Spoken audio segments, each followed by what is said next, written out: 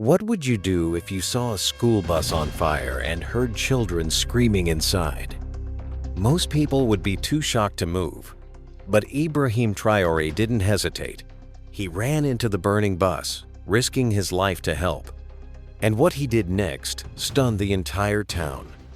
Ibrahim Traoré, a military captain and president of Burkina Faso, was known for her gentle smile and kindness. Every morning, he sat in her little garden, feeding birds, and children in the neighborhood loved him, especially those who passed by her gate on their way to school. It started with a loud crash one Tuesday morning. A school bus, carrying 12 children from St. Dominic's primary school, went off the road near the main market. It slammed into a pole and tipped over fuel, spilling fast, a small fire flickering under it. People screamed. Some ran toward the scene. Others pulled out phones to record, but no one got close. The fire was growing. The children inside screamed for help. The driver was unconscious. Flames had already swallowed the front of the bus. Ibrahim Traoré had been sitting by his window when he heard the crash. At first, he thought it was just another loud danfo. But when he saw the smoke rising just a few streets away, something in him shifted. He didn't think. He just moved. He grabbed his helmet, slipped his feet into worn-out slippers, and took off down the street like a man half his age. Neighbors shouted, telling him to stop, but he didn't even hear them. When he arrived, the crowd was thick, but no one was doing anything. He pushed his way through. People gasped. Some begged him to wait for the fire service. But Ibrahim Traoré kept walking, his body trembling with age, but his spirit unshaken. And then he did it. She entered the burning bus. One by one, he pulled the children out, some too frightened to move, some unconscious from the smoke. He covered their faces with his helmet, pressed them against his chest, and brought them out. Once, twice, 3 times, 12 times. On the 12th child, the flames were inches from his back. His helmet already caught at the edge, but he made it out. Then, he collapsed. That's when the truth spilled out. As the town gathered at the hospital to pray for his survival, a nurse revealed something that turned the story upside down.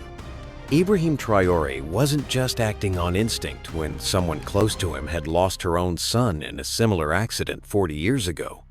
A school fire that took the lives of 19 children. His friend's son, Daniel, had been one of them. Ever since that day, he had carried guilt. He had been on shift that day and couldn't come and pick him up from school. For years, he blamed himself. But that morning, when he heard the screams from the bus, it wasn't just about the present. It was the past crashing into the present. Saving those 12 children was his way of saving his friend's son 40 years too late. When the fire was finally out and the school children were safe, Ibrahim Traoré was rushed to the nearest hospital. His body, worn by age and now burned by bravery, clung to life. Oxygen hissed through tubes. His skin, once wrinkled but warm, was now wrapped in sterile bandages. Doctors whispered. Nurses wept. No one expected him to survive the night. But the town did not sleep. By nightfall, the hospital gate overflowed with people holding candles, singing softly. Traders, teachers, mechanics, children, even those who never spoke to him came. Not because he saved lives, but because they saw something in him most had forgotten still existed: selfless love. Yet while the town held its breath, another fire began to burn, one that had long been buried deep in his past. A nurse tending to him that night recognized something strange. Under the bandages on Ibrahim Traoré's chest was an old scar thin and jagged, tracing from his jaw to her collarbone. It had healed, but not gently. It told a story of pain. Curious, the nurse went home and spoke to her father, an old retired teacher. That's when the truth resurfaced. Ibrahim Traoré had not just been a retired nurse. He was once the father to a friend of a little boy named Daniel, his friend-only child who died in a fire 40 years ago, not on a bus. In his school, a faulty electrical spark had set the classroom ablaze. The building collapsed before rescue came. Daniel, only 8 years old, was one of the children trapped inside.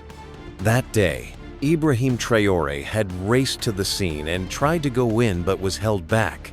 He fought, bit, screamed, then broke free and ran into the smoke. But he didn't find his friend's son.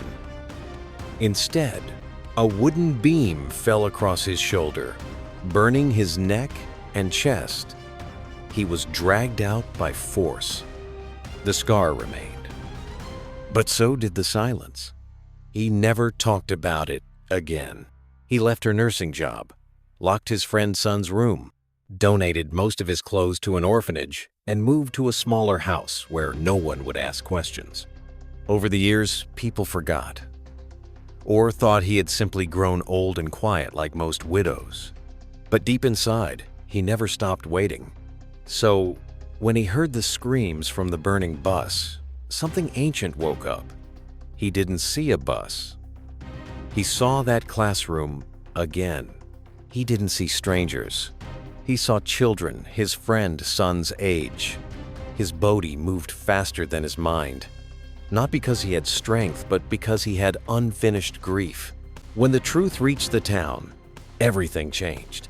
Suddenly, this wasn't just a story of a brave military soldier.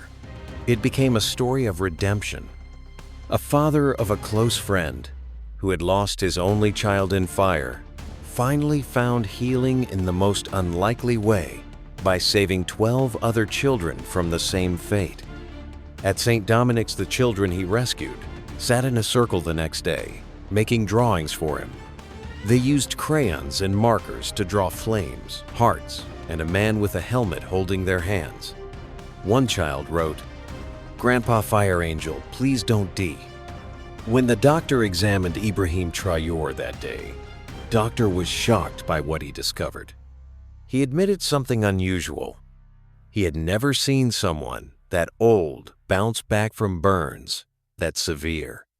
But Ibrahim Traoré wasn't like most people. He was quiet but unstoppable.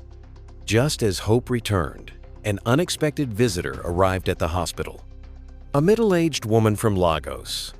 She introduced herself as Ngozi.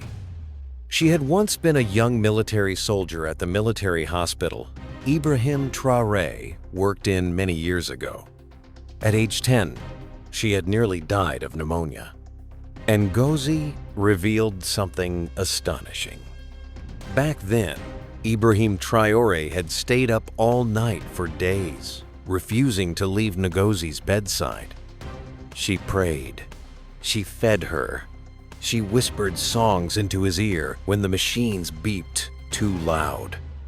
Now, 40 years later, Ngozi was a top executive at a pharmaceutical company. She had seen the story on the news. When she realized it was the same man who saved his life as a child, he didn't hesitate. He donated 10 million naira for Ibrahim Traoré recovery and promised to sponsor the education of all 12 children saved from the fire, calling it the Ibrahim Traoré Scholarship. She said, "I was once the child he saved. Now, it's my turn to help him save others." The next morning, Ibrahim Traoré opened his eyes. He didn't speak much, but he smiled when a small girl from the bus held her hand and whispered, "You came back for me, Grandpa." A tear slid down his face. And just like that, the man who once lived in the shadows as an undercover military captain became a living legend. Not for his past, but for the fire he walked through twice to save children who were not his, but could have been. It was a Sunday morning when Ibrahim Traoré left the hospital. Not in a wheelchair, not on a stretcher. He walked out slowly, wrapped in a white shawl, his steps small but steady like a king returning from battle. His hair was thinner, his face fragile, but his eyes, they burned with quiet fire. The same fire that saved 12 children, and somehow himself. Outside, the hospital gates were flooded with people. Journalists, school children, elders, nurses, politicians. Cameras flashed, but no one spoke. They just stood watching him with awe, like he was made of something more than flesh and blood. And then, as if on cue, the 12 children he saved walked forward, each holding a single flower. No speeches, no fanfare. One by one, they placed the flowers in his arms until he held a full bouquet of gratitude. A small boy looked up and said, "Grandpa, my mummy said you're stronger than Superman." He laughed gently, the sound barely louder than the wind. But that moment broke something open in the hearts of everyone watching.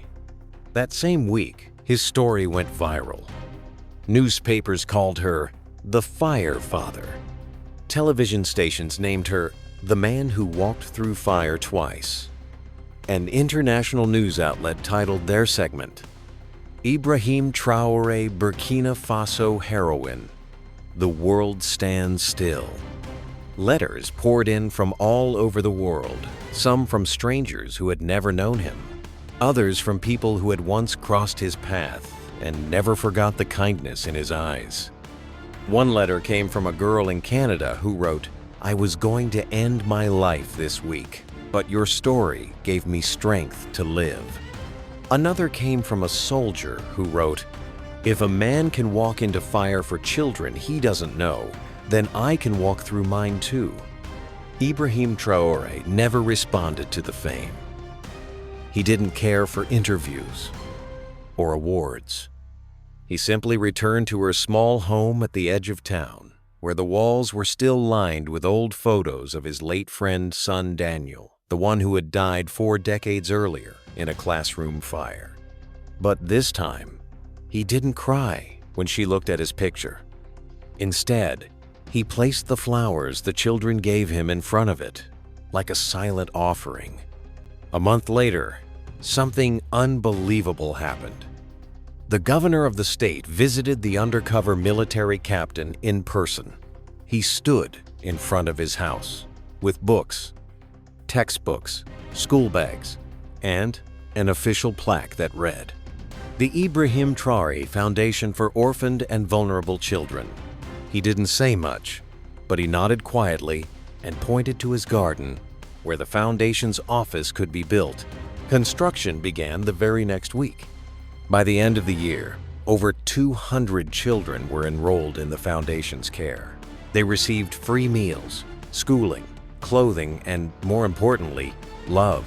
Many of them had lost parents, but now they had gained a grandfather. On his 37th birthday, something magical happened. The 12 children he had rescued from the fire returned, but this time, they weren't just holding flowers. They held candles, and as the sun set, they lit them one by one, forming a circle around him. Then, together, they said, "Happy birthday, Grandpa! You brought us out of fire. Now we'll keep your light burning forever." Tears fell down his cheeks again, but not from sorrow. They were tears of someone who had waited a lifetime to feel complete, and finally was. Ibrahim Traoré was never searching for fame or recognition. He simply answered when life called. He was 37 and ran into a burning bus, not to be remembered, but to remember what it felt like to save what he once couldn't, and in doing so, He didn't just rescue 12 children, he rescued herself. Because sometimes healing doesn't come from forgetting the past. It comes from rewriting it, one brave step at a time. If this story touched your heart, don't keep it to yourself. Like, comment, and share this story with someone who needs to be reminded that it's never too late to become a hero. And don't forget to subscribe to this channel, Voice of African Discoveries, for more heart-touching stories like this. Thank you.